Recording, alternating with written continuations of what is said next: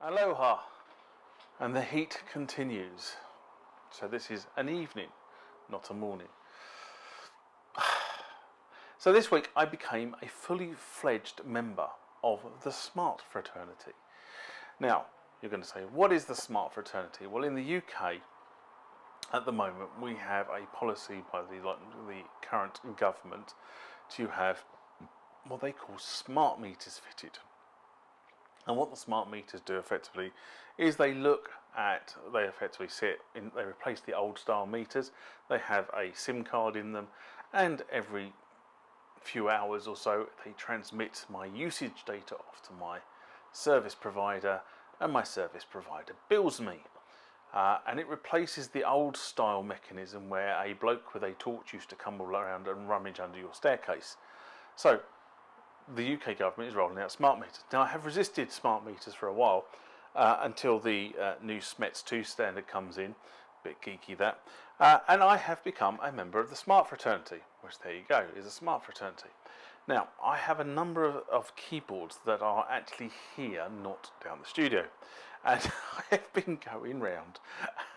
This is really geeky, right? I have been going around and plugging these keyboards in and seeing how they affect the smart meter, and do they really pull what they say they pull on the back of the keyboard.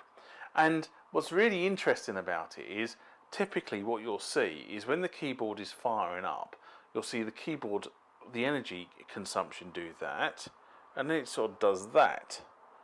There's a spike, and depending on whether you've got speakers in the keyboard or not, which most of my keyboards don't have speakers in, then the power consumption of the keyboard, actually, for whatever you're doing, actually remains fairly consistent, apart from this spike on boot. And what's really interesting is at no point do these keyboards apparently consume the wattage that the keyboard claims, because my smart meter doesn't say that it's producing that much. But it really is interesting, and it's true what they say about you get hold of one of these things, and you go around areas switching things on and off just to find out how much power they consume. So that was a bit of a side. The second thing, and this is what I was going to talk about today, is things are not all they seem. Okay, so in the last few weeks, probably more than the last few weeks actually, probably over the last 6 months, I have acquired a number of bits of equipment that are non-UK spec. Let's put it that way. I'll phrase it that way. They're non-UK spec, and quite often when they're non-UK spec, you need to do a number of things to make them run in the UK. Now, if you've got a fairly modern piece of equipment, pound to a penny, that modern piece of equipment comes with a switched power supply that is capable of working in multiple jurisdictions. That's just how they do it now. But back in the day, they used to not do that sort of thing. They used to give you an independent power supply for whatever jurisdiction you were in.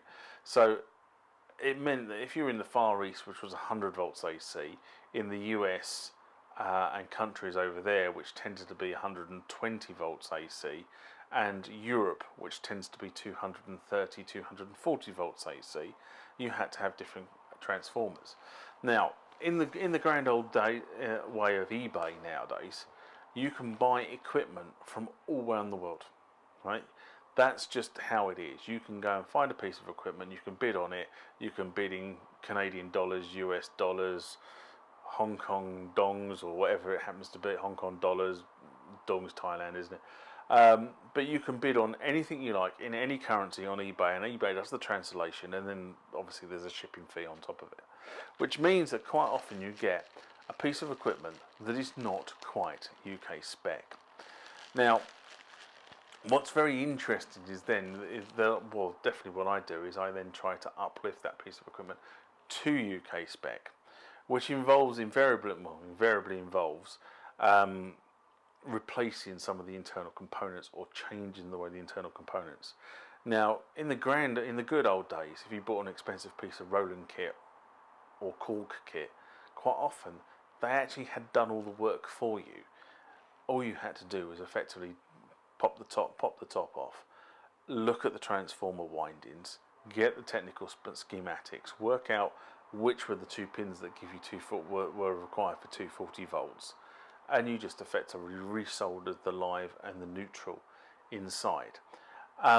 Now, one of the other things that comes out of this, of course, is the fact that in the UK we have a requirement for all metal objects to be properly earthed. Now, and I know in other countries they have the same requirement, but quite often it is completely omitted from the equipment. So this is an IC socket, okay, 3-pin IC socket for a UK specification component. And I ordered this particular item probably about 4 weeks ago. They've been sitting around for about 4 weeks, waiting for me to get around to doing what I need to do, which is on a couple of pieces of kit I've got. Take out the 2-pin. These were European specs, so they've effectively got just a 2-pin in there, and change it to a 3-pin. And then I've then got to solder that to the earth tagging point that is inside the unit. So I've got the technical specifications, just drop that on the floor. I'll get another one out of the bag because I can't be bothered to bend over. Now the reason why I'm going on about not is all what they seem is, now I ordered these from a UK website. It wasn't eBay, it was a UK website. I ordered these particular components.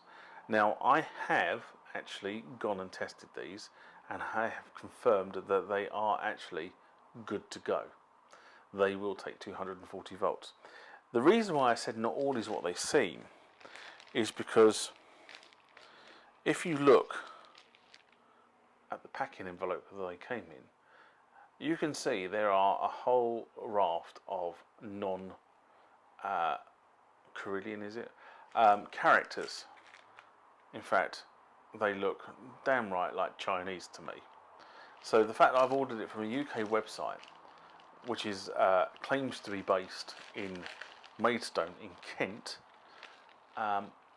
is completely false, because these have not come from Maidstone in Kent. They have come directly from China. Why am I pointing this out? Well, I'm pointing this out for one very, very good reason. In the past, I've ordered stuff that's coming from China, and to be honest, it would be dangerous to plug it into a UK piece of equipment, because the workmanship on the actual component is very, very poor. They don't have to actually finish their components to the same specification that we do over here. And there's a number of programs that run actually on UK TV about counterfeit goods, in that the goods themselves have been made to very poor quality overseas, probably in some sweatshop, and then they've been imported into the UK and sold on as the real deal. So somebody thinks they're getting the real deal, and effectively they find out that particular item is not the real deal. It's a very poor counterfeit copy, and people have been injured. Now this is the reason why I say not all is what they seem. Now I'm quite happy with these. These have I put these on I've got a friend of mine who's a Sparky and has test gear to actually put these on a tester for me, and he's come back and said yes, they're okay to use. But I have had concern in the past where I've had components and they have been put on a test rig and found to be faulty. So when you buy stuff, even though you try your best to buy it from a reputable source, the answer is you have absolutely no idea where these things are coming from. Now I always used to buy a lot of this sort of stuff from Maplin, which was a UK electrical wholesaler, if you like, that used to sell all this stuff. Unfortunately, Maplin went bust about 2 years ago, which makes it very difficult. Now, the other place to buy them from is a place called RS Components, but they tend to be extremely expensive from RS Components. They want about a £5 for one of these, whereas I can pick up 10 of these from a £5 from other places. There are other shops that you can use, but all I'm going to say on that is buyer beware. not all is what it seems. And on that note, it's far too warm. I'm off for dinner. So I'll see you soon. Bye bye. Remember, hit that like button if you like what you saw. Subscribe to the channel and hit the bell icon to be notified about more rants, more mailbag, more questions and answers, and more videos about this sort of stuff when it's loaded to the channel. Until next time, bye bye.